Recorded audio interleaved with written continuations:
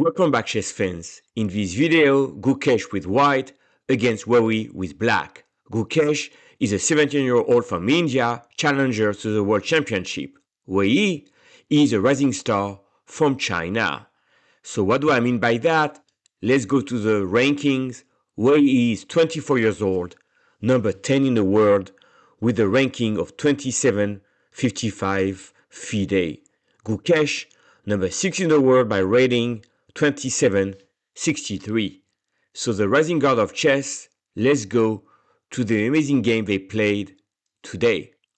So with the white pieces, we have Gukesh. What is Wey Yi playing? He's playing a Sicilian defense, which I happen to play a lot. We get c3, the Alapin variation, knight f6, which is also what I play, e5, knight f3, and here I would play knight c6. But Wey Yi played d6, perfectly fine, bishop c4, knight d6. So in this position, the main move by the theory is to do bishop b3. That wasn't played by Gukesh. And in here I can suspect that black will play c4, bishop c2, and here you can develop knight c6, that's a possibility, or you could take on e5, and after this move, queen d5, and it's a great game. At any rate, over here, first surprise, Gukesh plays e6. Black takes, take, and then d4. But over here, I think Gukesh should have tried knight g5, attacking, of course, e6. If you play the normal move, queen d7, then queen f3, and the queen comes here, this is very dangerous. On knight g5, black would have to play queen c8. You may ask what's happening about knight f3. Then you just play knight c6, and on check, you hide the king on d7. And on check, you hide the king on c7. Crazy stuff, but this works. Instead, d4 is played, black takes, castle, knight c6, now knight g5, and here, queen d7 is played. Because of course, you're gonna have some idea of long castle, knight e5, black is fine. So white takes here, g6, rook e1 attacks e6, e6, c5, play quickly by Wey Yi. And here we're on move 13, and this is quite of the turning point of this rapid game played in a Grand Chess Tour in Poland. So here, white has to do something. Feel free to pause the video. What would you do with the white pieces? Well, you have several ideas, but the main one would be either to take or to push on d5. And in this instance, it happened that d takes e5 was the right move, because if you take with the pawn, then queen b3, and you get this idea coming to f7, which is very dangerous. On queen f5, you develop, and you can see that the king in the center is in complete danger. And on d takes e5, if you happen to take with the knight, then simply knight c3, bishop g7, black would like to castle. Once again, you have queen b3. Look at this great move. Looking over here, you're threatening f4 or rook takes, and you're coming in with a strength on the f7 square. Therefore, over here, clearly, white had to open up the position because the king was stuck in the center. However, Gukesh plays d5. The knight jumps here, bishop e3 of course, and now Wey Yi play bishop h6. Superb idea, white takes, and he takes on g5. Now take, knight c3. So we have bishop versus knight, and here simply castle, and black is perfectly fine. I think Gukesh thought that the knight would be stronger than the bishop, and he played knight e4.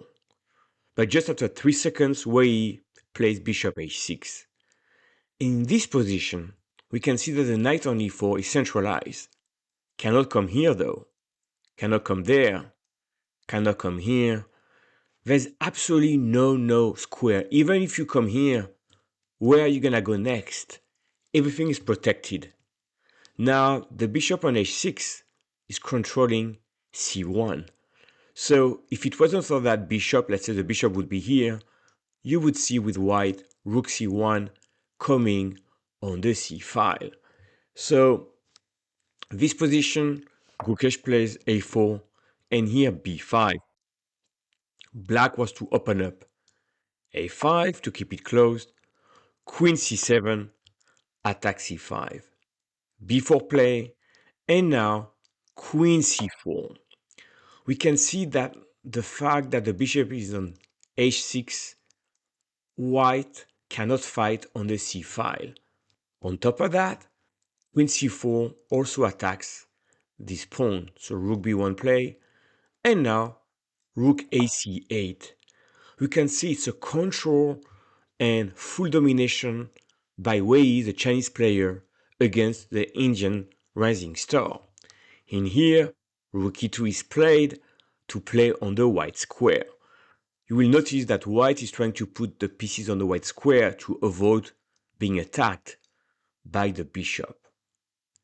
And here on move 23, it's already game over. And Wey Yi played queen d4, centralizing the queen, showing full control of the board. Now you may say, okay, the queen is centralized, but what does it threaten? So let's say that white play h3, right? In this case, you exchange, rook c4, attack b4, rook b1, rook fc8, and let's say f3, you play rook d4. And you're attacking over here. You're also threatening that bishop here has a fantastic action. And let's say on this move, you are simply dominating, coming back here with full advantage. So in the game, take, and g3, and here d3. And after rook f5, this pawn here is gonna go here. This rook here is gonna take over here. That knight here has no scope. The rook here is passive. You guessed it. This is game over from a positional standpoint. f4 was tried, rook d5, rook ac1, rook c2. Beautiful stuff. Knight f2. And here white is tied up. g5. Fantastic idea to open up things. Rook e1, d2, and Gukesh had enough. He resigned on move 30th. He's gonna have to move the rook. You're gonna get another pawn. Everything is falling, and you have a fantastic pass pawn here. And you cannot come here because, of course, I would come to the first rank. So this is complete domination, fantastic play. Everything was decided in this position where Gukesh, after 6 minutes, played d5, the losing move. What a display by Wey Yi, currently in the lead with Magnus Carlsen. He also finished first at the Vikense tournament earlier this year. Wey Yi, remember this name, Chinese superstar, only 24-year-old. I see you in the next one.